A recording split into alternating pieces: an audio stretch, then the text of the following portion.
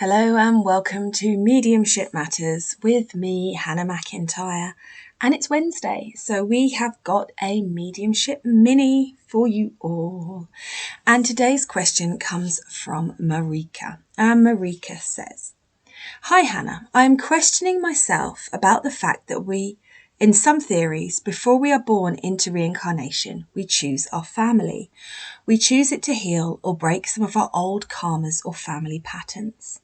Since I discovered the spirit world, I have had a lot of difficulties with my parents' attitude and it affects me a lot. I've become more aware of how they tend to keep a certain control on me by always being a victim, narcissism, and how I should be more grateful for what they've done for me. I'm wondering if this is the part where I have to push them away a little bit to be in that place of happiness instead of guilt, or if I'm supposed to try to repair the relationship because they are part of my evolution and also my parents. My soul is telling me to take a break and to heal those wounds, but I'm always wondering if it's the good thing to do in this life. I would love to have your thoughts and maybe experiences about it. Sending you love." Oh, Marika, I am sending you a love too. Now, I just want to start by saying I don't think that we come necessarily to heal. Now, I do believe that there is healing that we can choose to do that comes in through our DNA, through our genetic lineage. I do. And I think either the meditation that I've got recorded for this Friday or next Friday is actually about that, funnily enough. So who'd have thought Spirit always have a plan? But I do think that we come here for a little bit of a difficult time. And I know that doesn't sit right with every medium and everything, but that's my take on it at this point in this incarnation, this point in my life, is that we don't come here for it all to be good. Because if it was supposed to all be good, we'd just stay in the spirit world, wouldn't we? So I think we come here for challenges and difficulties, and we do pick people, not just our parents, but people to be in our lives to trigger some of those things. So they teach us things, some of it's good, some of it's bad, and we have to navigate our way through it. I would say if your soul is calling you to take a break, then a break you should take. And one of the things that I think is really important to say is that it doesn't have to be permanent. As humans, we have this tendency, and I do it too, where we tend to think that everything has to be forever. And actually what I want you to do is just say, for the next week, I'm taking a break. For the next 2 weeks, I'm taking a break, and then see how you go.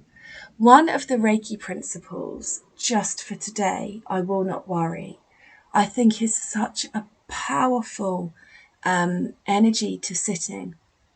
So don't worry about what you're going to do next month, Marika. Don't worry about whether it's permanent or not. Just allow yourself to have a break for now. And one of the things that I do recommend to students and people that have difficulties with family relationships is to put lots of boundaries in. So don't book a week-long holiday where you're staying in your family home, for example, if your parents live far away from you. If they live near, put a limit. I'm popping in for 2 hours. I'm sorry, I've got to go. Because it's much, much easier to maintain your energetic boundaries if you can leave while they are still strong and not getting rubbed away and worn away. There's something about families that often trigger our patterns that we're trying to break.